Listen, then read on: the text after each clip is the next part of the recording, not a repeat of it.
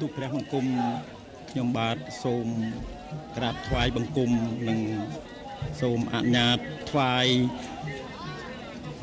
ជូនពីសកម្មភាពទូក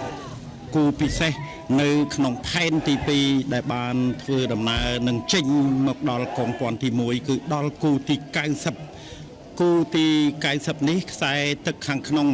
រតនកុមារមហាសែនជ័យដែលជាទូករបស់ខេត្តកណ្ដាលនៅក្នុងស្រុកលវាអែមទូកដែលស្ថិតនៅខ្សែទឹកខាងក្នុងនេះគឺឧបត្ថម្ភដោយអាដាមហេងរតនាចំណែកឯខ្សែទឹកខាងក្រៅដែលរំលេចទៅដោយឯកសណ្ឋានពណ៌លឿងខ្ចីមានឈ្មោះថាមហាពញាចក្រីសំរិនបារមីព្រះអង្គវេទថ្មដែលជាទូករបស់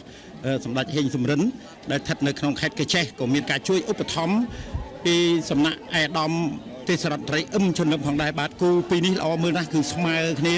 បាទនៅពេលដែលមកដល់ខ្សែទឹកខាងបាទខ្សែទឹកខាងក្នុងគឺមានព្រៀបជាងគូប្រកួតតែបន្តិចទេ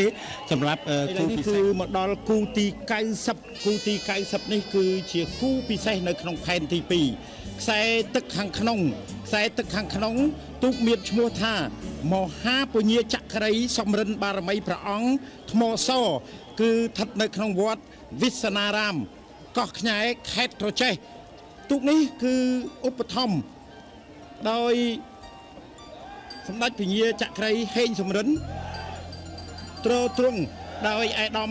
ទេសរដ្ឋមន្ត្រីអឹមឈុនលិននៅក្នុងខេត្តត្រចេះផងដែរបាទឯខ្សែទឹកខាងក្រៅរតនកុមារមហាសែនជ័យដែលស្ថិតនៅខ្សែទឹកខាងក្រៅដែលកំពុងតែមានព្រៀបគឺឧបត្ថម្ភដោយអាដាមហេងរតនាគឺជាទូករបស់ខេត្តកណ្ដាលដែលមានឯកសណ្ឋានពណ៌ផ្ទៃមេឃចំណែកឯខ្សែទឹកខាងក្នុងដែលមានឯកសណ្ឋានពណ៌ក្រហមបាទដូចជាបងចាញ់ខ្លាំងណាស់បាទគឺទូកខ្សែទឹកខាងក្រៅរតនកុមារមហាសែនជ័យរបស់អាដាមហេងរតនាខេត្តកណ្ដាលបានទទួលជ័យជំនះនៅក្នុងជើងទី2